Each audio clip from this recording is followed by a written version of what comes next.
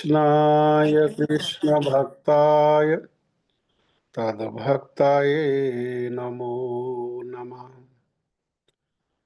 वाञ्छाकल्पतरुभ्यश्च कृपा सिन्धुभ्यैव च पतितानां पावनेभ्यो वैष्णवेभ्यो नमो नमः। भक्त्या विहीनयपराधलक्ष्ये क्षिप्तश्च कामादितरङ्गमादे कृपामयि त्वां शरणं प्रपन्ना वृन्दे नमस्ते चरणारविन्दम् वृन्दे नमस्ते चरणारविन्दम् वृन्दे नमस्ते चरणारविन्दम्। यं प्रव्रजन्तमनुपेतमपेतकृत्यम् द्वैपायनो विरहकातराजुहाव पुत्रेति तन्मयतया तर्वोऽभिनेदुम् स्तं सर्वभूतहृदयं मुनिमानतोऽस्मि। श्रीकृष्णचैतन्य प्रभु नित्यानंद श्री अद्वैत गदाधर श्रीवासादि गौर भक्त वृंद। हरे कृष्ण कृष्ण कृष्ण हरे हरे, हरे राम राम राम हरे हरे। मैं सर्वप्रथम मेरे गुरुपाद पद्म नित्य लीला प्रविष्ट ओम विष्णुपाद परमहंस परिव्राजकाचार्य अस्तोत्रशत युगाचार्य श्री श्रीमद्भक्ति वेदांत शील नारायण गोस्वामी महाराज जी के अभय चरणारविंद में अनंत कोटि दंडवत प्रणाम करते हुए उनकी कृपा याचना करता हूँ। तदुपरांत नित्य लीला प्रविष्ट ओम विष्णुपाद स्तोत्रशत श्री श्रीमद्भक्ति वेदांत स्वामी महाराज शील प्रभुपाद जी के चरण सरोज में अनंत कोटि दंडवत प्रणाम। रूप अनुग गुरु परंपरा के चरणों में अनंत कोटि दंडवत प्रणाम। कथा के श्रोता वृंद वैष्णव वैष्णवी माता भाई बहन प्रभु आप सभी को मेरा यथा योग्य प्रणाम। हम लोग ये 4 श्लोकों को एक साथ सुन रहे थे। 28, 29, 30, 31 अध्याय 1 का 28वें श्लोक में मैं फिर से दोहरा देता हूँ। 28वें श्लोक में अर्जुन ने बोलना शुरू किया और अर्जुन ने कहा, हे कृष्ण, इस प्रकार युद्ध की इच्छा रखने वाले अपने मित्रों और संबंधियों को अपने समक्ष देख करके मेरे शरीर के अंग कांप रहे हैं और मेरा मुंह सूखा जा रहा है। मेरा सारा शरीर कांप रहा है, मेरे रोंगटे खड़े हो रहे हैं, मेरा गांडीव धनुष मेरे हाथ से सरक रहा है और मेरी त्वचा जल रही है। 30वें श्लोक में कहा, मैं यहाँ अब और अधिक खड़ा रहने में असमर्थ हूँ, मैं अपने को भूल रहा हूँ और मेरा सिर चकरा रहा है। हे कृष्ण, मुझे तो केवल अमंगल के कारण दिख रहे हैं। और 31 में कहा, हे कृष्ण, इस युद्ध में अपने ही स्वजनों का वध करने से ना तो मुझे कोई अच्छाई दिखती है और ना मैं उससे किसी प्रकार की विजय, राज्य या सुख की इच्छा को रखता हूँ। यही सुनते हुए हम लोग श्रवण कर रहे थे चैतन्य चरितामृत में किस प्रकार से कि भक्तों का स्वभाव कैसा होता है। संसार के जो लोग हैं वे भेद दृष्टि रखते हैं, दृष्टि में उनके भेद होता है। संकुचित उनका विचार है, संकुचित उनकी मानसिकता है। उनका विचार उन्नत और उदार नहीं होने के कारण वेद ने कहा वे इस प्रकार से विचार रखते हैं, अयम निजहा परो वेति गणना लघु चेतसाम। ये मेरे अपने हैं, जैसे अर्जुन यहाँ पर कह रहे हैं कि अपने संबंधियों को देख करके मेरी ये स्थिति हो रही है। अयम निजहा, ये मेरे अपने हैं, और पराय दूसरे पराये हैं। गणना लघु चेतसाम, ऐसी जो गणना है, ऐसी जो गिनती है, वो संकुचित हृदय के लोग, जिनका चेतना कैसी है, उन्नत नहीं है, जिनकी चेतना लघु है, हाँ, आवृत है, मैं और मेरा से आवृत है। देहात्म बुद्धि होने पर मैं, ये शरीर और इस शरीर से संबंधित मेरा। लेकिन इसके विपरीत भक्तों की बात नहीं, कहा उदार चरित्र नाम तो वसुधाएव कुटुंबकम। इसके विपरीत जिनका विचार उन्नत है, उदार है, वे किस प्रकार से देखते हैं? वे वसुधा एव, सारी पृथ्वी में ही रहने वाले जो लोग हैं, जीव हैं, उनको अपना कुटुंब मानते हैं। जैसे हम लोग, तो अर्जुन क्या, यहाँ तो अर्जुन तो भक्त है, भक्त होते हुए भी वे हम लोगों पर मंगल के उद्देश्य से, ताकि अर्जुन के माध्यम से हम लोग भगवान श्री कृष्ण से श्रीमद् भगवद गीता का उपदेश को ग्रहण कर सकें, इसीलिए वो क्या कर रहे हैं? वो इस प्रकार से भक्त होते हुए भी एक साधारण से व्यक्ति होने की वो लीला कर रहे हैं। वास्तव में भक्त हैं, नित्य परिकर हैं, द्वारका के वे नित्य परिकर हैं। द्वारका से नीचे साकेत धाम भी है, और साकेत धाम से नीचे बहुत बहुत सारे वैकुंठ लोक हैं। तो इस संसार के परे, शिव जी के धाम के परे, वैकुंठ धाम के परे और साकेत धाम के परे जो द्वारका है, वो नित्य द्वारका, उसमें भगवान के नित्य परिकर हैं। अब भगवान को, संसार को कुछ देना है, तो वो कैसे देंगे? अधिकारी कौन है? अधिकारी तो वे भक्त ही हैं, जिनके माध्यम से, जिनकी कृपा से ये संसार को कुछ मिल सकता है ना। जैसा शुरू में ही हमने भगवत गीता की महिमा को सुना था, आदि गुरु शंकराचार्य ने भगवत गीता की महिमा को सुनाते हुए बताया था कि ये भगवत गीता क्या है? ये भगवत गीता गाय है, और गाय है तो गाय के पास दूध है, परंतु गाय का दूध निकलेगा कैसे? उसके लिए दो और जीव चाहिए। एक, गाय का दूध जभी दे, गाय किसके लिए दूध देगी? दूध जो है वो मैया के हृदय में जो वात्सल्यता है, वही द्रवित होकर के दूध के रूप में आता है। तो बछड़ा होना चाहिए। तो और दूसरा, दूध निकालने के लिए ग्वाला होना चाहिए। तो भगवान स्वयं ग्वाला होकर के और अर्जुन को बछड़ा बना करके, ये भगवत गीता रूपी जो गाय है, इसमें जो दूध है, जो अमृत है, उसको क्या कर रहे हैं?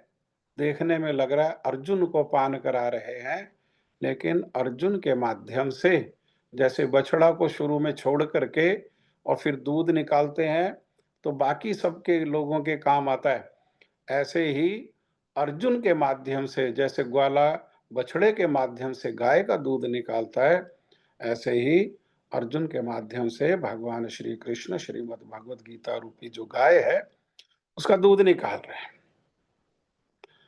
तो ये तो केवल अभी हमने जो सुना, वेद में उदार चरित्र की बात करी, वो वसुधा में जितने भी जीव हैं, उन सबको अपना ही कुटुंब, अपना ही परिवार मानते हैं। और भक्तों का कैसा विचार है? तो हम लोग सुन रहे थे कि किस प्रकार से श्री नारद जी वंश के मार्ग से जा रहे हैं और वहाँ पर एक मृगारी है और वो पशुओं को आधा काट करके और उनको तड़पने के लिए छोड़ देता है, और नारद जी के पूछने पर उसने कहा कि ये तो मेरा व्यवसाय है और आधा मैं इसलिए काटता हूँ कि मेरे को इनको तड़पते हुए देख करके मुझे आनंद होता है, मुझे सुख मिलता है। हुँ? कैसी आसुरी प्रवृत्ति है। लेकिन नारद जी की कृपा से, भक्त की कृपा से नारद जी ने तो उनको कहा कि भाई आप एक काम करो, ये तो बहुत घृणित कार्य है, ये नहीं करना चाहिए, इसका तो ये तो पाप है, जघन्य पाप है और पाप तो कष्ट लेकर के आएगा जीवन में। लेकिन जैसे साधारणतः ये सब बातें सुनने के बाद भी हम जैसे साधारण लोगों को समझ में नहीं आती है, मृगारी को भी समझ में नहीं आया। लेकिन तब नारद जी ने अपने योग बल से उन्होंने जितने पशुओं को मारा था, वो सारे पशुओं का उसको दर्शन करा दिया। और वे सारे पशु तो कोई अपना दांतों को लेकर के क्रोध में लाल-लाल आँखें, कोई अपने पंजों को लेकर के और उद्यत है काहे किसके लिए? उस मृगारी को मारने के लिए। जब उसने ये सब देखा, तो वो भयभीत हो गया और भयभीत होकर के श्री नारद जी के चरणों में गिर गया और नारद जी से कृपा के लिए प्रार्थना करने लगा। हाँ, कैसे मेरी इन पापों से निवृत्ति हो? कैसे मैं ये जो पाप कर्म हो गया, उसके दंड जब उसका विधान स्वरूप जो दंड है, उससे मेरी कैसे रक्षा हो? ये प्रार्थना करने लगा। तब नारद जी ने कहा कि और तुम्हारे साथ कौन है? घर में कौन है? तो उसने कहा मैं हूँ और मेरी पत्नी है। तो नारद जी ने कहा जाओ पत्नी को भी बुला लो। दोनों को आदेश दिया, सामने ही जो सुंदर रूप में नदी है उसमें स्नान की करके आओ। और स्नान करके आए तो उन्होंने कहा मेरे साथ-साथ आप बोलो ज़ोर-ज़ोर से, और उन्होंने उनको मंत्र दिया और कहा कि तुम्हारा और कोई कर्तव्य नहीं है, दूसरा कोई कर्तव्य नहीं है। एक ही कर्तव्य है, ये जो तुम्हें मैंने मंत्र प्रदान किया है, इस मंत्र का पुनरावृत्ति, इस मंत्र को ही बार-बार दोहराना। नई-नई चीज़ सीखेंगे, नया-नया बोलेंगे, हम शास्त्र में नया-नया ढूँढेंगे, लोगों को प्रभावित करने के लिए नया-नया बोलेंगे। नहीं, नारद जी ने कुछ नहीं कहा। नारद जी ने कहा, जो तुम्हें मंत्र दिया उसको क्या करो? उसी को बार-बार दोहराओ। तो हम भी ये बात सुनते हैं, श्रील भक्ति सिद्धांत सरस्वती ठाकुर, श्रील प्रभुपाद जी, उन्होंने तो कहा कि जीव का एक ही कर्तव्य है, वो कर्तव्य है भगवान की प्रेममयी सेवा। इसको छोड़ करके और कोई दूसरा कर्तव्य नहीं है। लेकिन संसार में जो लोग ऐसा समझते हैं कि इसको छोड़कर भी मेरे अन्य-अन्य कर्तव्य हैं, जैसे कोई विचार करता है मेरा परिवार के प्रति कर्तव्य है, मेरा अपने संबंधियों के प्रति कर्तव्य है, मेरा अपने समाज के प्रति, जाति के प्रति, राज्य के प्रति, भाषा के प्रति, देश के प्रति, हाँ, ये कर्तव्य है, तो वो क्या है? तो श्रील प्रभुपाद जी कहते हैं, ऐसा कोई विचार करता है कि मेरा भगवान को छोड़ करके, भगवान की सेवा को छोड़ करके अन्य कोई कर्तव्य है, उसी को माया कहते हैं। हुँ? उसी को माया कहते हैं। लेकिन ये बात हमें तो समझ में आती नहीं है ना? और श्रद्धा भक्ति की प्रारंभ कहाँ से होता है? भक्ति की पहली सीढ़ी कहाँ है? प्रेम तक पहुँचने के लिए पहली सीढ़ी क्या है? पहली सीढ़ी है श्रद्धा। हुँ? पहला सोपान श्रद्धा है। और श्रद्धा क्या है? श्रद्धा है कि भगवान का भजन करने से सब हो जाएगा। है ना? लेकिन जैसे संसार में रह रहे हमारे जैसे साधारण लोगों का विचार है कि नहीं, अरे जो गुरुजी ने कहा है वो कुछ समय करना है और बाकी समय क्या करना है? बाकी समय तो अपना परिवार का पालन, उसके लिए भाग-दौड़, समाज, रिश्तेदारी, शादी, ब्याह, हमारे बिना शादी नहीं होगी, कुँवारा रह जाएगा संसार, हम नहीं जाएँगे तो, है ना? ये सब हमारे जो हैं, ये कर्तव्य हैं और फिर भगवान का भजन करने से कोई रोटी थोड़ी आ जाएगी। रोटी तो कमानी पड़ेगी, अपनी आवश्यकताओं की जो वस्तुएँ हैं, उनको तो कमाने जाना पड़ेगा ना, हाँ? जैसे उदाहरण देते हैं कि भाई शेर कोई प्रयास ना करे और एक जगह बैठ जाए और एक जगह बैठ करके वहीं बैठा रहे, तो कोई हिरण स्वयं थोड़ी ना चल करके उसके मुख में आ जाएगा। उसको हिरण को पकड़ने के लिए, अपना जीवन यापन करने के लिए क्या करना पड़ेगा? भाग-दौड़, छिपना, आक्रमण करना, हाँ, दूसरे जीवों को मारना, ये सब करना पड़ेगा। ये किए बिना उसका जीवन यापन नहीं होगा। हुँ। लेकिन श्री प्रहलाद महाराज का विचार है कि भाई सुख के लिए प्रयास मत करो, सुख के लिए भाग-दौड़ मत करो। क्यों? क्योंकि जैसे दुःख बिना प्रयास के, बिना योजना के निवारण करते-करते भी अपने पूर्व-पूर्व समय के जो कर्म फल है, उसके अनुसार जैसे हमारे जीवन में दुःख आता है, वैसे ही हमारा जो किया हुआ जो कर्म है, उसके फलस्वरूप जीवन में सुख भी आएगा। हुँ? प्रहलाद महाराज कह रहे भागवतम में, तत्प्रयासो ना कर्तव्यम, वही बात है। सब भागवत का वही विचार है। ग्रंथ भागवत का भी वही विचार है और श्रील भक्ति सिद्धांत सरस्वती ठाकुर श्रील प्रभुपाद जो भक्त भागवत है, उनका भी वही विचार, एक ही विचार है। हुँ, ये प्रयास करने में आयु चली जाती है, समय चला जाता है और इस प्रकार का प्रयास करने में शक्ति जो है वो क्षीण हो जाती है और फिर वो समय लगे जाने के कारण और सारी शक्ति लगने के कारण जो जीवन का उद्देश्य है, हाँ, कौमाराचरति प्राज्ञो, हाँ, कौमार अवस्था से जिसका अभ्यास करना है, हाँ, जो बुद्धिमान प्राज्ञ लोग जो हैं, बुद्धिमान जो लोग हैं, उसको अभ्यास करते हैं कौमार अवस्था से, वो अभ्यास नहीं हो पाता। इसी प्रकार का विचार इस मृगारी का है। उसने कहा गुरुजी अगर 24 घंटा में से 24 घंटा आपने जो मंत्र दिया है, ये मंत्र को अगर हम करेंगे और काम कुछ करेंगे नहीं, तो खाने को कहाँ से आएगा? जीवन कैसे चलेगा? बिना खाए तो जीवन चलेगा नहीं, तो खाने को कहाँ से आएगा? तब श्री नारद जी ने कहा, तुम्हारा कर्तव्य भगवान का भजन करना। हाँ?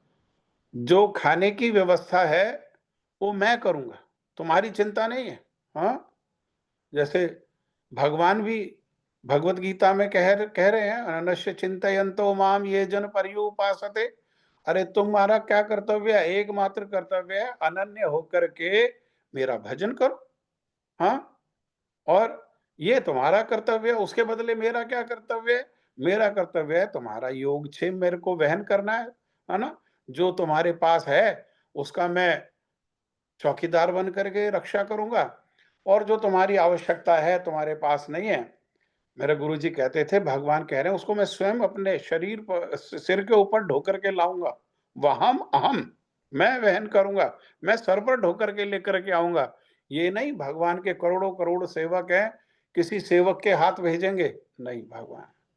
लेकिन हमारे को सब जगह संसार में सब बातों में हमारे को श्रद्धा होती है, पूर्ण विश्वास होता है, लेकिन अगर कहीं शंका है, तो भक्तों में, भगवान में और भगवत वाणी में और शास्त्रों में, ये हमारा दुर्भाग्य है। इसीलिए भगवान तो श्रीमद् भगवत गीता में अनेकों अनेक श्लोक में कहेंगे, आशंशया, भैया शंका मत करो, वो जानते हैं हम शंका करते हैं। हाँ? नारद जी ने कहा, अरे मैं भेजूंगा, तब भी उनको नहीं तसल्ली हुई। कहने लगे और अगर नहीं आया तो? हाँ, भूल गए। जैसे आरती में हम हर रोज ही तो याद दिलाते हैं, सुबह आरती करते हैं तब भी याद दिलाते हैं, शाम को आरती करते हैं तब भी याद दिलाते हैं, सुख संपत्ति घर आवे कष्ट मिटे तन का। अरे भगवान को नहीं याद है? भगवान को हमने एक बार बता दिया और नहीं भी बताएं तब भी भगवान को पता है या नहीं पता है कि हमारी वास्तविक आवश्यकता क्या है, वास्तविक आवश्यकता की पूर्ति करनी है। हाँ, लेकिन हमें विश्वास नहीं है। हमें विश्वास नहीं होने के कारण कि भगवान कहीं भूल ना गए हो, है ना, वो इसलिए हम क्या करते हैं, हर रोज हर बारी उनको स्मरण कराते हैं। तो नारद जी ने कहा कि देखो, तुम भगवान का इस प्रकार से जप करते हुए, कीर्तन करते हुए 3 दिन बैठ करके राह देखो। 3 दिन में अगर मैं नहीं भेजूं तो तुम इसको छोड़ देना, मत करना, जो तुम्हारा इच्छा हो वो करना। हाँ, लेकिन 3 दिन तो करो। हम्म, क्योंकि इतना अनर्थ है उसके जीवन में। नारद जी की कृपा दृष्टि पड़ गई, लेकिन कृपा दृष्टि होने पर भी और मार्ग दिखाए जाने पर भी चलना किसको होगा? चलना साधक को होगा। हाँ? उन्होंने जप किए करते रहे दोनों पति पत्नी, गुरु जी में श्रद्धा रख करके। पहले दिन कुछ नहीं आया, दूसरे दिन कुछ नहीं आया, तीसरा दिन आ गया। और तीसरा दिन जब आ गया तो वहां से पास में ही कोई गांव था, तो उस गांव में शादी हो रही है और दूल्हा बारात लेकर के जाने वाला है। लेकिन सनातन धर्म में नियम है कि बारात लेकर के जाएंगे तो उसके पहले एक उत्सव होता है, उसको कहते हैं घुड़चढ़ी। घुड़चढ़ी को साधारण लोग समझते हैं भाई घोड़े पर चढ़ना, नाचना गाना, ढोल बैंड बजाना, ये नहीं। इसका अर्थ है कि बारात को लेकर जाने के पहले कहीं मंदिर में जाना, वहां मंदिर में साधु का दर्शन करना, उनकी कृपा प्राप्त करना, उनका आशीर्वाद लेना, वहां जो भगवान श्री विग्रह के रूप में है उनको प्रणाम आदि करके भगवान की कृपा आशीर्वाद को लेकर के तब ये शुभ कार्य के लिए जाना। तो वो विचार करने लगे कि भाई हमारे गांव में तो मंदिर है नहीं, कहाँ जाएं बारात को ले जाने के पहले। तो किसी व्यक्ति ने कहा, अरे मैंने अभी अभी मार्ग में आ रहा था तो मैंने देखा वहां नदी किनारे एक झोंपड़ी है और वो झोंपड़ी में वो पति पत्नी बिना किसी आशा के, बिना किसी संपत्ति को रख करके खाने की का भी कोई वस्तु नहीं है वो, और वो क्या कर रहे हैं, वो दिन रात भगवान का भजन कर रहे हैं। चलो, उनसे अच्छा कौन होगा। तो जब उनके पास जाने लगे तो देखो, जीवन में नियम है, हमको भी ये नियम बनाना चाहिए कि हम जब भी भगवान को दर्शन करने के लिए जाएं, मंदिर में जाएं, साधु को भक्तों को मिलने के लिए जाएं, हमको कभी भी खाली हाथ नहीं जाना चाहिए। कुछ ना कुछ भेंट लेकर के जाना चाहिए। ऐसा नहीं है बहुत बहुमूल्य बहुमूल्य भेंट लेकर के जाना चाहिए। अरे जैसा सामर्थ्य है सामर्थ्य अनुसार, कुछ अगर सामर्थ्य नहीं है तो कम से कम कोई फूल, अगर फूल का भी सामर्थ्य नहीं है तो कम से कम तुलसी दल, तुलसी दल का भी सामर्थ्य नहीं है तो कम से कम कुछ हाथ में जल लेकर के जरूर जाएं, खाली हाथ नहीं जाना चाहिए। ये अभी तक तो नियम था। हम लोग भी क्या करते हैं, हम लोग भी इस नियम को तो पालन करते हैं, लेकिन संसार में इस नियम को पालन करते हैं। जब किसी संबंधी को मिलने जाते हैं, रिश्तेदार को मिलने जाते हैं, उनके लिए तो मिठाइयों का डब्बा हल्दीराम से और जाने कहाँ-कहाँ से, बच्चे हैं तो उनके लिए कैडबरीज़ का क्या गिफ्ट पैक लेकर के और ये सब चीज़ें लेकर के जाते हैं, और जब भगवान से और भक्तों से मिलने के लिए चाहते हैं, तो बड़ा दीनहीन होकर के खाली हाथ, हाँ, दीनहीन होकर के हृदय को खाली करके जाना चाहिए। हृदय को, क्योंकि भरेगा कहाँ? भरेगा हृदय में। हृदय को खाली करके जाना चाहिए, लेकिन खाली हाथ नहीं जाना चाहिए, कुछ न कुछ भेंट स्वरूप उनको ले जाना चाहिए, हाँ। तो ये गए तो ये भेंट लेकर के गए। भेंट क्या ले गए? तो सीधा ले गए, हाँ, जानते हैं सीधा? वो दाल है, चावल है, शक्कर है, हाँ, नमक, मिर्च, मसाला है, सब्जी है, आटा है, ये सब लेकर के चले गए, हाँ। और ये सब लेकर के गए, तो उनको तो अनुभव हो गया, मृगारी अनुभव करने लगा। क्या अनुभव करने लगा? कि ये मेरे गुरुजी भेज रहे हैं। क्यों? क्योंकि वो स्वयं तो कोई प्रयास ही नहीं कर रहा, कोई चेष्टा ही नहीं कर रहा। फिर भी आ रहा है तो किसने कहा था? गुरुजी ने कहा था। गुरुजी ने कहा कि मैं भेजूँगा, तो भेज रहे हैं, हाँ। इसी प्रकार से जगत गुरु श्रील भक्ति सिद्धांत सरस्वती ठाकुर, श्रील प्रभुपाद ने कहा कि मैं सारे संसार को आह्वान करता हूँ, आप सब भजन करो, भगवान का भजन करो, चिंता नहीं करो खाने की। खाने की व्यवस्था मैं करूँगा, हाँ, श्रील प्रभुपाद जी के वचन है। कह रहे कि बढ़िया से बढ़िया जो श्रेष्ठतम चावल है, वो सबको खिलाऊँगा मैं, और अगर इस संसार में चावल का अभाव हो गया, तो मैं भगवान के धाम में जाकर के भगवान से माँग करके लेकर के आऊँगा, लेकिन किसी को भूखा नहीं रखूँगा। तुम क्या करो? तुम सारे के सारे भजन करो। लेकिन हमको ये सब बातों में श्रद्धा नहीं है, सुनते हैं, कहते हैं, दोहराते हैं, लेकिन फिर भी आश्रय नहीं लेते हैं इन बातों में। लेकिन उसने क्या किया मृगारी ने? मृगारी ने 3 दिन के लिए कम से कम गुरुजी की बातों में आश्रय ले लिया, है ना? 3 दिन की बात, हाँ। श्रीमन महाप्रभु भी श्रीवास पंडित के घर में हैं, और श्रीवास पंडित के घर में है तो श्रीवास पंडित भी और उनकी पत्नी भी और उनके भाई भी, सारा का सारा परिवार महाप्रभु और महाप्रभु के जो परिकर गण हैं, भक्तगण हैं, उनकी सेवा में लगा हुआ है। कोई जाता ही नहीं नौकरी पे, हाँ। वहीं वहीं रहते हैं, सब सेवा करते हैं। तो महाप्रभु ने पूछ लिया श्रीवास से, श्रीवास, तुम सारे के सारा परिवार यहीं रहते हो? कुछ काम धंधे पे तो जाते नहीं, ना खेती करने जाते, ना व्यापार करने जाते, ना नौकरी करने जाते। अरे तुम्हारा पालन कैसे होगा? खाओगे कहाँ से? मेरी सेवा में ही लगे रहोगे तो। तो श्रीवास पंडित ने 3 बार ताली बजाई। महाप्रभु ने कहा 3 बार ताली बजाई, मैं नहीं समझा। तो श्रीवास पंडित ने कहा कि प्रभु, खिलाने वाले तो आप हैं। मैं एक दिन अपने परिवार के साथ भूखा रहूँगा और बाट जोहूँगा कि आप खाने के लिए भेजेंगे। खिलाने वाले आप हैं, हाँ? पालन करने वाले आप हैं। हम भी बड़े-बड़े कीर्तन में ये बातों को कहते हैं, दाता एक राम, भिखारी सारी दुनिया। लेकिन कहते कुछ और है और करते कुछ और है और विचार कुछ और है। हमारा भक्तों के जैसे विचार नहीं है। भक्तों भक्तों के जैसे हमारी श्रद्धा नहीं है। लेकिन वो कह रहे हैं प्रभु खिलाने वाले तो आप ही हैं, भे और कौन है आपके अलावा खिलाने वाला? हाँ? और आप ही घर में हैं। लेकिन अगर आप नहीं भेजोगे खाने के लिए, तो मैं परिवार के साथ 1 दिन भूखा रहूँगा, 2 दिन भूखा रहूँगा, तीसरे दिन भी आपने नहीं भेजा तो मैं ये समझ लूँगा कि आपको मेरी सेवा की इस स्थान पर आवश्यकता नहीं है। कहीं और आप मेरी सेवा को लेना चाहते हैं, इसीलिए सहायता करने के लिए मैं अपने परिवार के साथ पत्थर बाँध करके ये जानवा जो गंगा है, मैं इसमें डूब जाऊँगा, हाँ? और फिर जहाँ आपकी इच्छा होगी वहाँ ले जाएँगे, वहाँ आप मेरा पालन भी करेंगे, है ना? ब श्रील भक्ति विनोद ठाकुर क्या कह रहे हैं? अरे! हम लोग संसार में इसीलिए तो आश्रित हो जाते हैं, हाँ?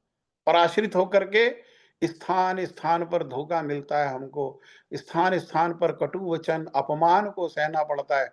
लेकिन श्रील भक्ति विनोद ठाकुर कह रहे हैं, तुम ही तो रक्षक और पालक अमार, तोमार चरण बिना आशा नहीं यार। तुम्ही सर्व ईश्वरे ईश्वर ब्रजेंद्र कुमार, तोमार इच्छाए विश्व सृजन संहार। प्रभु मैंने जान लिया। क्या जान लिया? तुम ही तो रक्षक और पालक, पालने वाले भी आप हैं और रक्षा करने वाले भी कौन है? आप हैं। इसीलिए प्रभु मेरी आशा जो है आपके चरणों को छोड़ करके अन्यत्र कहीं जाती नहीं। जब पालन करने वाले आप हैं, रक्षा करने वाले आप हैं, तो मैं कहाँ आशा रखूं भाई? आशा कहाँ रखूंगा? आपके चरणों में। इसलिए मेरी आशा आपके चरणों को छोड़ करके अन्यत्र नहीं जाती। लेकिन हमारी आशा संसार में, अहम ममेती में हमारी आशा लगी रहती है। और जहां भी आशा को हम देते हैं, उस आशा को देते हैं, उस आशा के बदले ये निराशा ही प्राप्त होती है। श्रीमद् भागवतम के 11वें स्कंद में अवधूत उपाख्यान में वो पिंगला नाम की एक वैश्या ने, उनसे भगवान दत्तात्रेय ने यही यही शिक्षा को लिया। क्या शिक्षा को लिया? पिंगला ने कहा, आशा ही परम दुखम। ये जो आशा है, यही एकमात्र संसार में दुख का कारण है। आशा दुख का कारण नहीं है। कौन सी आशा दुख का कारण है? वह आशा जो हमने संसार में लगाई है। भगवान के चरणों में आशा लगाने पर वो आशा कदापि दुख का कारण नहीं है। हाँ, आशा को गलत स्थान में लगाने पर भगवान के चरण, आशा तो रखनी होगी, लेकिन आशा कहाँ? भगवान में। भगवान को छोड़ करके अगर संसार में आशा रखेंगे तो वो बड़ा गलत होगा। मैं 1 सेकंड के लिए, कोई एक घंटी बजा बजा के दरवाजा तोड़ देगा कोई। मैं 1 सेकंड में आता हूँ, 1 सेकंड प्लीज।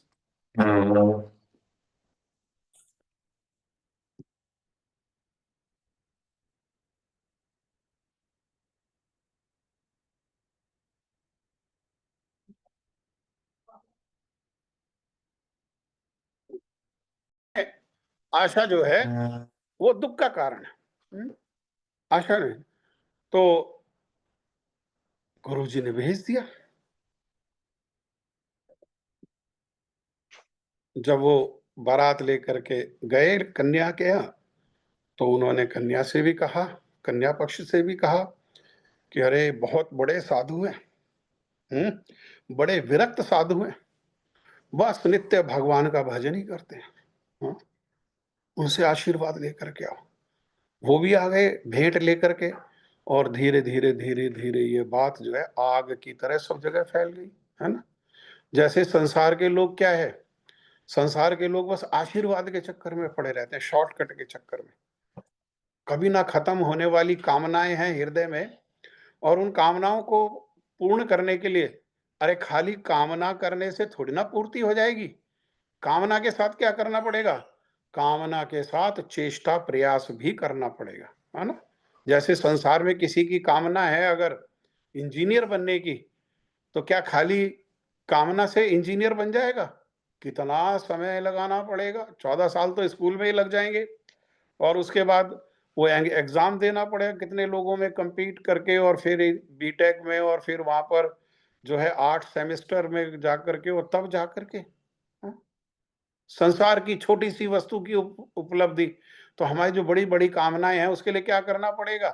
अगर हृदय में कामना है, तब भी भगवान को जो है तीव्रता से भगवान का भजन करना पड़ेगा। लेकिन हम क्या करते हैं, कामना हृदय में रख करके बस किसी और ने कमाई की हुई हो, हम जाते हैं, जानते हैं साधु ने वो कमाई की हुई है, तो साधु के पास जाओ और उससे जो है फ्री में, बस बस फ्री में लेकर के आ जाओ।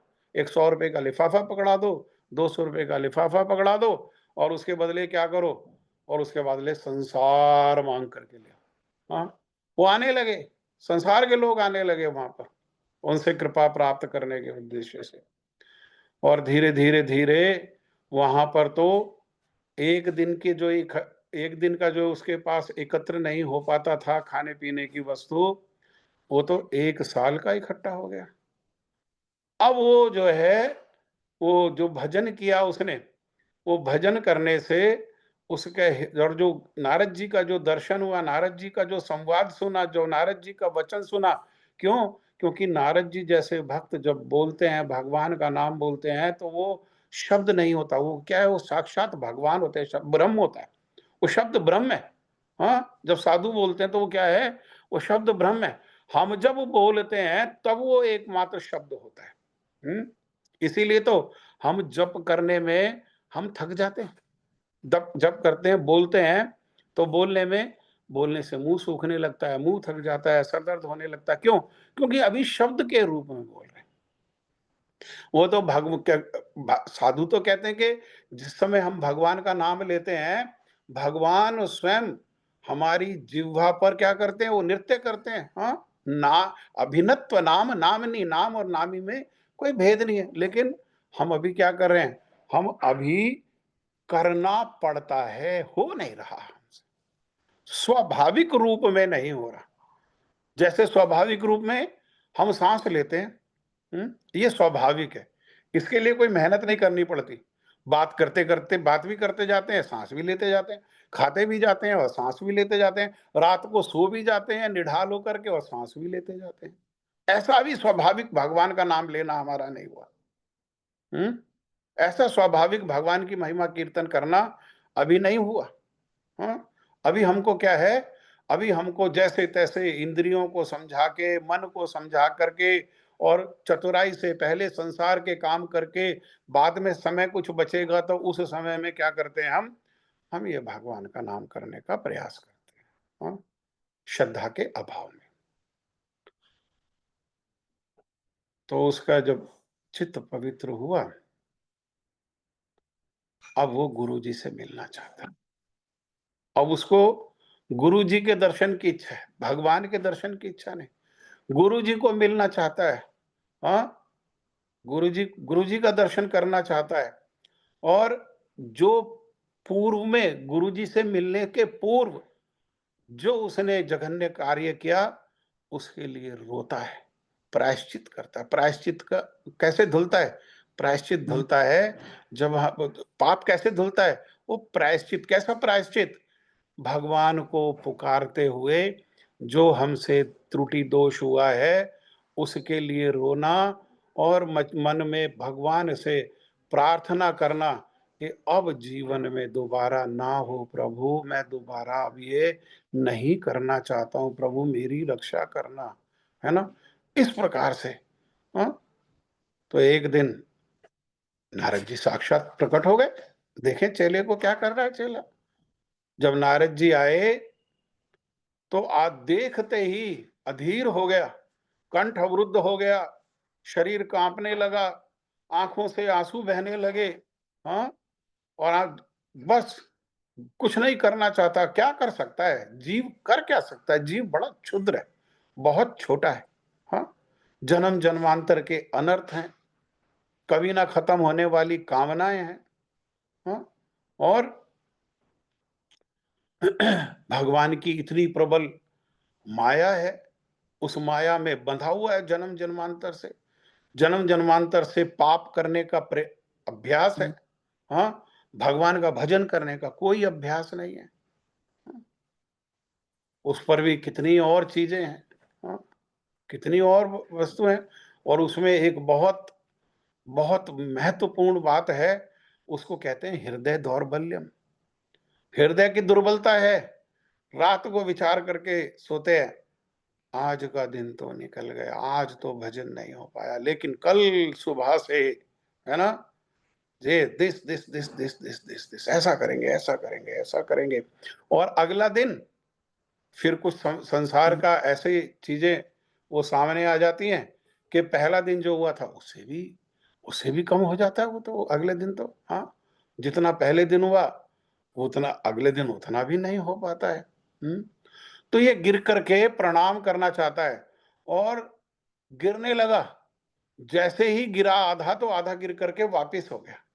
तो नारद जी ने विचार किया कि ये प्रणाम करना चाहता था। हाँ, क्योंकि भक्तों का यही कर्तव्य है कि गुरु को देख करके, भक्तों को देख करके, गुरु देख पाए नहीं देख पाए, भक्त देख पाए नहीं देख पाए, हमारा क्या कर्तव्य है जैसे ही हमारी दृष्टि उन पर पड़े, उसी स्थान पर कई लोग प्रणाम भी कैसे करते हैं, वो भीड़ में से बिल्कुल आगे जा करके और वहां पर गुरु जी के चरणों में लेट करके प्रणाम कर रहे हैं। किस लिए? गुरु जी को दिखाने के लिए, गुरु जी देख ले हमने प्रणाम किया। अरे गुरु सदगुरु है, वो जहां है वहां से प्रणाम करो, वहीं से वो देख लेंगे।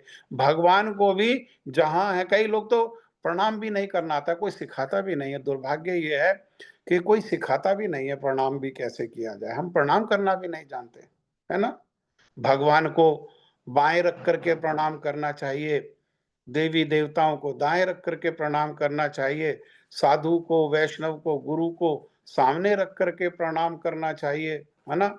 और इन सारी इंद्रियां हमारी प्रणाम करने में लगनी चाहिए, और जिह्वा हमारे प्रणाम करने में लगना चाहिए, और मन हमारा प्रणाम करने में लगना चाहिए। और ये भी देखें, जब प्रणाम कर रहे हैं तो हमारे पैरों के पीछे, क्योंकि हम भीड़ में जाकर के प्रणाम करते हैं और जहां भक्त हैं, गुरु बैठे हुए हैं, वहां हमारे पैर हो जाते हैं उनकी तरफ को। ऐसा नहीं, हाँ ऐसा नहीं।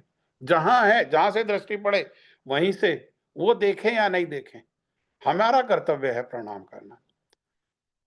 तो नारद जी ने देखा तो प्रणाम करते करते रुक गया। क्यों नहीं प्रणाम किया? जब नारद जी ने थोड़ा ध्यान से देखा तो देखा कि नीचे चींटियां जा रही हैं। उसने प्रणाम क्यों नहीं किया? हाँ, साधु को, गुरु को दर्शन करते ही प्रणाम ना करना अपराध है। हाँ, लेकिन फिर भी प्रणाम नहीं किया। हाँ, मन से तो किया, लेकिन इंद्रियों से प्रणाम नहीं किया, आधा प्रणाम किया। जैसे बलि महाराज की यज्ञशाला में जब भगवान वामन देव आए तो उसने इंद्रियां लगा के प्रणाम नहीं किया, लेकिन मन ही मन प्रणाम कर दिया, उनको आते आधा प्रणाम किया। तो इसने भी क्या किया? आधा प्रणाम तो कर दिया, लेकिन इंद्रियों को तो नहीं लगाया। हाँ, नारद जी देख करके विचार करने लगे। हाँ, क्या विचार करें? विचार करें, हम भी विचार करें कि ये वही मृगारी है जो पशुओं को आधा काट करके और वो छोड़ देता था, उनको तड़पते हुए देख करके उसको सुख अनुभव होता था। आज चींटियों को भी नहीं मारना चाहता है, वो नहीं चाहता कि मैं नीचे गिरूं और नीचे जो जाती हुई छोटे सा छोटा कीट पतंग चींटी है, वो भी, उसको भी कोई नुकसान पहुंचे। हाँ, ये भक्त की भावना है। भक्त जो है वो स्वजन के प्रति नहीं, केवल उसके हृदय में सारे संसार के प्रति दया रहती है, सारे संसार के प्रति। और भक्ति जब उन्नत होती है तो तब अपनी चिंता छोड़ देते हैं भक्त, केवल किसकी चिंता करते हैं? वो संसार की चिंता करते हैं। जैसे श्री प्रहलाद महाराज कह रहे हैं, हाँ, भगवान से, श्री नरसिंहदेव भगवान जी से वो कह रहे हैं कि प्रभु, ये संसार के जो जीव हैं, ये जो दुख भोग रहे हैं, कष्ट भोग रहे हैं, जल रहे हैं, मैं इनके दुख को देख नहीं पाता हूँ। गुरु जी कहते थे, जिसके हृदय में करुणा है, केवल भगवान का प्रचार वही कर पाएगा, जिसके जीवों के प्रति करुणा है। अन्यथा पूजा लाभ आदि के लिए जो करने का प्रयास करेगा, वो तो कर्म है, कर्म का फल मिलेगा। हम्म। प्रचार कैसे होगा? किसी को कैसे दिया जाएगा? जब उसके प्रति हृदय द्रवीभूत होगा। हाँ, तो प्रहलाद महाराज कह रहे हैं, आप क्या करो, आप इन सबको, संसार के जितने भी जीव हैं, इन सबको ले जाओ, और इनका जो कर्म फल है उसको मैं यहां रह करके करोड़ों करोड़ों जन्म ले ले करके क्या करूंगा करूंगा, मैं इनके कर्म फल को भोगूंगा। ये भक्त का विचार है। हाँ, हमारा संसार के लोगों का विचार कैसा है? अयम निझा परोवेति। हाँ, ऐसा भक्तों का विचार नहीं। भक्तों का केवल उदार ही विचार नहीं है, वो उनका विचार है सबके प्रति दया। भरत महाराज का उपाख्यान है, तो भरत महाराज के उपाख्यान में जब उनका तीसरा जन्म हुआ, पहले जन्म में तो भरत महाराज, दूसरे जन्म में हिरण, और तीसरे जन्म में जो है वो जो है जड़ हो गए। और जड़ होकर के जब उनको राजा रघुगण ने, एक जो है पालकी ढोने वाला कम रह गया, 3 पालकी ढोने वाले थे, उनको लगा दिया पालकी ढोने में। वो पालकी तो ढो रहे हैं, लेकिन पालकी ढोते हुए भी उनका विचार क्या है? पैर के नीचे कोई कीड़ा नहीं आ जाए, इसीलिए वो बाकी तीनों से वो ताल बना करके नहीं चल पा रहे, इसीलिए राजा रघुगण को कष्ट हो रहा है। तो यहाँ पर जो 31वां श्लोक है उसमें तो इन्होंने अपना जो क्षत्रिय धर्म है उसको भी पालन करने के लिए मना कर दिया। भगवान ने तो एक स्थान पर कहा कि आज तुम ये मना कर रहे हो लेकिन तुम्हारा स्वभाव कैसा है? तुम्हारा क्षत्रिय स्वभाव है। अरे मेरे कहने से अगर युद्ध नहीं करोगे तो अपना क्षत्रिय स्वभाव से विवश होकर के युद्ध करोगे। हाँ, हमने कथा सुना था ये, शास्त्र में कहाँ से पढ़ा ये तो स्मरण नहीं है, लेकिन ये कथा को सुना। हाँ, तो अर्जुन ने अपने जीवन में वचन लिया हुआ था कि जो मुझे कायर कह करके पुकारेगा मैं उसे जीवित नहीं छोड़ूंगा। और जिस समय महाभारत का युद्ध हो रहा था, तो महाभारत का युद्ध हो रहा है तो अर्जुन जो है वो युद्ध करते करते दूर चले गए और भीष्म पितामह ने बड़ा भीषण युद्ध किया। हाँ, वो तो शाम हो गई, लेकिन उस दिन तो युधिष्ठिर को वो कैद कर ही लेते, युधिष्ठिर को गिरफ्तार कर लेते और युधिष्ठिर राजा है, युधिष्ठिर कैद हो जाता तो युद्ध खत्म हो जाता। और बड़े घाव किए भीष्म पितामह ने, जो बाकी 4 पांडव थे, उनको बड़ा घाव दिया, बड़े सारे घाव लहूलुहान कर दिया। शाम को वापस लौटे, शाम को शंख बजा और सब लोग वापस लौटे।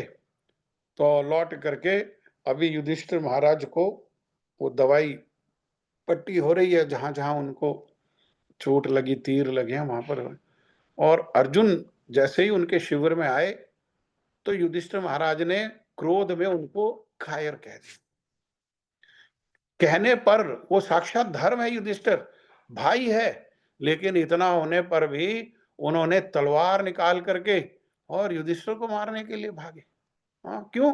क्योंकि क्षत्रिय है, वचनबद्ध है कि जो मुझे कायर कहेगा मैं उसको मार डालूंगा। भगवान कहने लगे, अरे तुम तो युद्ध नहीं कर रहे थे भाई। हाँ, ये क्षत्रिय स्वभाव है, अर्थात हमारा सबका स्वभाव है, उस स्वभाव के अनुसार हम कार्य करने के लिए विवश हो जाते हैं अपने स्वभाव में, कोई और नहीं। हमारा जन्म जन्मांतर से जो बना हुआ जो स्वभाव है वो स्वभाव ही विवश कर देता है। लेकिन हमारा सबका ये हमारा स्वभाव नहीं है, हमारा सबका मूल स्वभाव है एकमात्र भगवान की भक्ति करना, यही हमारा स्वभाव। हाँ? आगे श्लोक संख्या 32, 33, 34, 35 इसको इकट्ठा ही लिया हुआ चारों श्लोकों को। तो अर्जुन कह रहे हैं प्रभु जी 9-20 हो गए। अच्छा, ठीक है, तो अगली बारी कहेंगे इन श्लोकों को, जो जिसकी जप करने की बारी है वो जप करें।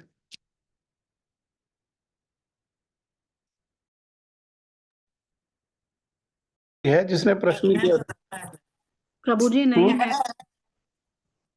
अच्छा, तो उसको कहना अगली बार अगर समय हो तो आए, उसके प्रश्न का उत्तर देंगे जी। और आज के कथा से संबंधित किसी का कोई प्रश्न है?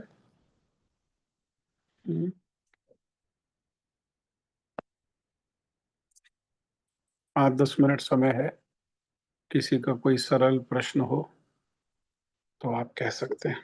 प्रभु जी, ये जो मृगारी का जो वहां तक बताया कि प्रणाम नहीं कर पाए, उसके आगे का कुछ और है क्या उसमें, कि वहीं पे कथा खत्म हो गई है? और कहाँ पर है कथा मृगार की?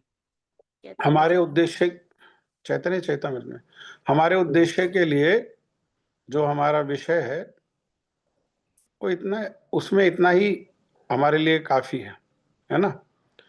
बाकी तो फिर थोड़ा चेष्टा प्रयास करना पड़ेगा, चैतन्य चैतन्यमृत को खोल करके वो ठीक है, वो खोल लेंगे, उसको चैतन्य में खोल के देख लेंगे बिल्कुल। हाँ, उसमें अध्ययन करना होगा, है ना। ठीक ठीक है। हमारा वो उद्देश्य था कि भक्त के कैसा सरल हृदय होता है और भक्त के हृदय में कैसी दया होती है। हाँ, और वह संकुचित विचार वाला नहीं होता, उदार विचार का। शिल भक्ति विज्ञान शिल भारती गोस्वामी महाराज जी वो कहते थे कि जब एकादशी का उपवास करें तो दशमी के दिन, है ना, अपने हृदय में वचन लें कि हम कुछ ऐसा नहीं करेंगे जिससे दूसरे को उद्विग्न हो, है ना? कोई ऐसा कार्य नहीं करेंगे मनसा वाचा कर्मणा। कि यहाँ भक्त का देखो इस प्रकार से विचार है, किसी को कष्ट नहीं हो किसी भी प्रकार से, हमारे किसी भी कार्य से, है ना? हमारे किसी भी कार्य से, चाहे वो भाषा से, चाहे हमारे मन में विचार आने से, चाहे हमारी क्रिया में कुछ विचार होने से, हाँ, किसी को भी कष्ट नहीं होना चाहिए, उद्विग्न नहीं होना चाहिए। हाँ? और संसार में हम लोग क्या करते हैं, हम लोग लापरवाह होकर के बोल देते हैं, बल्कि कई बारी तो दूसरे को छोटा दिखाने के लिए, नीचा दिखाने के लिए बोल देते हैं, या कोई ऐसा कार्य कर लेते हैं, या मन में किसी के बारे में ऐसा विचार बना लेते हैं। अगर कोई छोटा है तो वो हम हैं, हमसे छोटा और कोई नहीं है, सब हमसे श्रेष्ठ है ना? सब लगे हुए हैं भगवान की सेवा में, गुरु की सेवा में, वैष्णवों की सेवा में, मुझसे सेवा नहीं हो पा रही है। हे भगवान, जैसे आपने सब पर कृपा किया, मुझ पर भी कृपा करो। हे गुरुदेव, मुझ पर कृपा करो, आपके चरणों का आश्रय दो, मुझे सेवा में लगा लो, मेरी सेवा की वृत्ति हो, है ना? मुझे ऐसा बल दो, है ना? सकले सम्मान करीते शक्ति देहनाथ यथायथ। हाँ, सबका सम्मान कर पाऊं मैं, ऐसी मेरे को शक्ति प्रदान करो। और कोई बात है किसी की?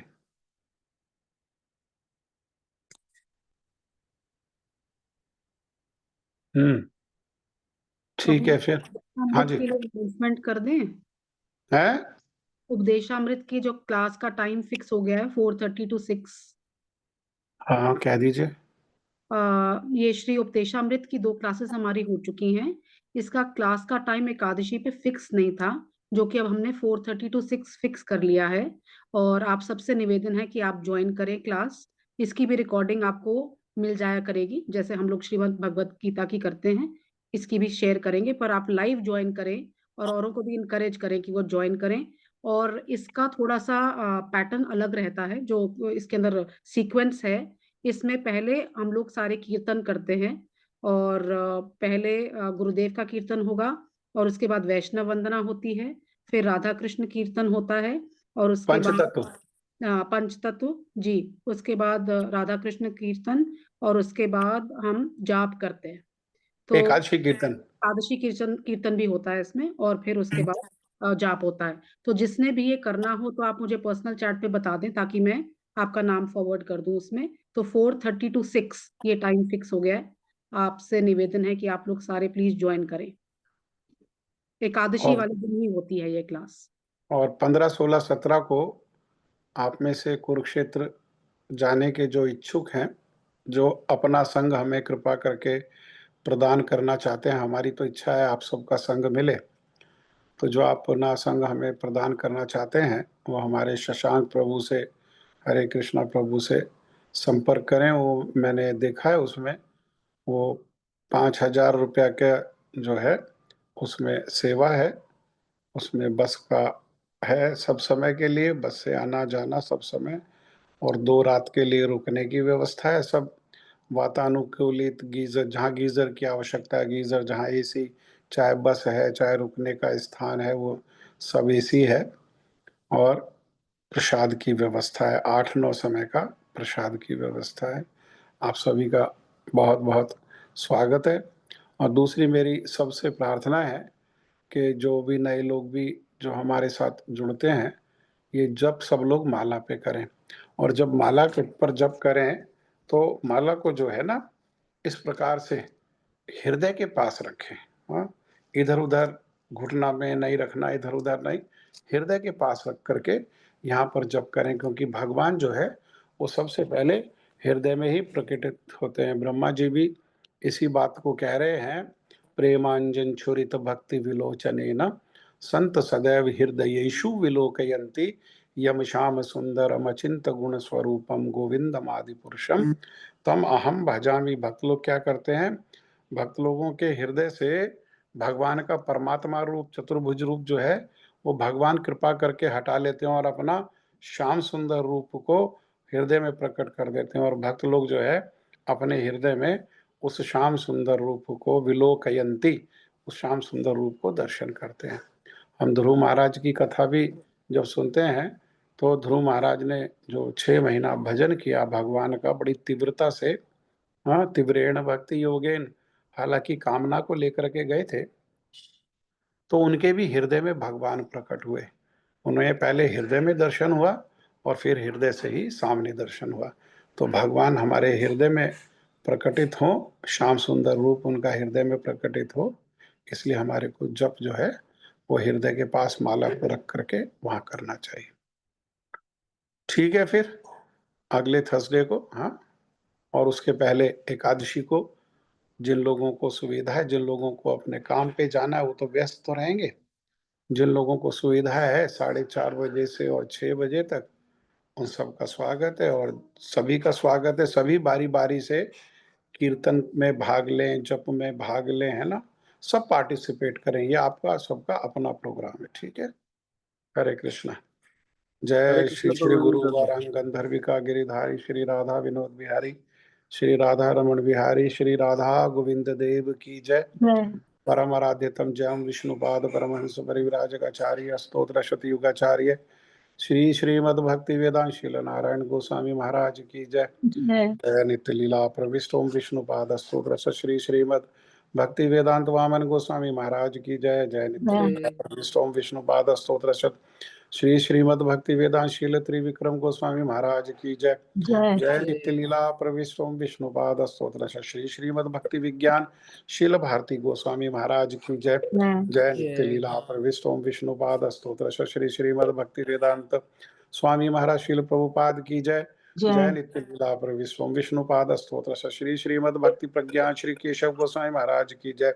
जय नित्य लीला प्रविष्ट ओम विष्णुपाद स्तोत्र श्री श्रीमद भक्ति रक्षक श्रीधर गोस्वामी महाराज की जय। जय नित्य लीला प्रविष्ट ओम विष्णुपाद स्तोत्र श्री श्रीमद भक्ति दयित माधव गोस्वामी महाराज की जय। जय नित्य लीला प्रविष्ट ओम विष्णुपाद स्तोत्र श्री श्रीमद भक्ति प्रमोदपुरी गोस्वामी महाराज की जय। जय नित्य लीला प्रविष्ट ओम विष्णुपाद स्तोत्र श्री श्रीमद भक्ति श्री रूप सिद्धांति गोस्वामी महाराज की जय। जय नित्य लीला प्रविष्ट ओम विष्णुपाद स्तोत्र श्री श्रीमद जगत गुरु शील भक्ति सिद्धांत सरस्वती ठाकुर शील प्रभुपाद की जय। रूप अनुगुरु वर्ग की जय। स्वपरिकर श्री गौर हरि की जय। प्रेम से कहो श्री कृष्ण चैतन्य प्रभु नित्यानंद श्री गदाधर श्रीवासादि श्री गौर भक्त वृंद की जय। श्री श्री राधा कृष्ण को गोपी गोवर्धन श्याम कुंड राधा कुंड द्वादश वनात्मक श्री ब्रजमंडल धाम की जय। श्री नवदीप धाम की जय। श्री वृंदावन धाम की जय। जय सर्वविष्ट प्रदाता श्री गिरिराज महाराज की जय। भक्ति वेग विनाशक श्री नरसिंह भगवान की जय। भक्त प्रवर श्री प्रहलाद महाराज की जय। वृंदादेवी तुलसी महारानी की जय। चारों धाम की जय। चारों संप्रदाय की जय। चारों आचार्यों की जय। आकर मठराज श्री चैतन्य मठ की जय। अन्य गौड़ी मठ शाखा समूह की जय। श्री श्री राधा गोविंद गौड़ी मठ की जय। जय श्री श्री राधा गोविंद देव की जय। जगन्नाथ बलदेव सुभद्रा सुदर्शन जू की जय। श्री श्री गौर नित्यानंद प्रभु की जय। आज के सत्संग की जय। आज के आनंद की जय। आप सब भक्तों की जय। आप सब भक्तों के परिवार गण की जय। निताई गौर प्रेमानंदे। हरि हरि बोल, हरि हरि बोल, हरि हरि बोल। हरे कृष्णा, राधे राधे। हरे कृष्णा प्रभु जी, दंडवत प्रणाम। दंडवत प्रणाम प्रभु जी।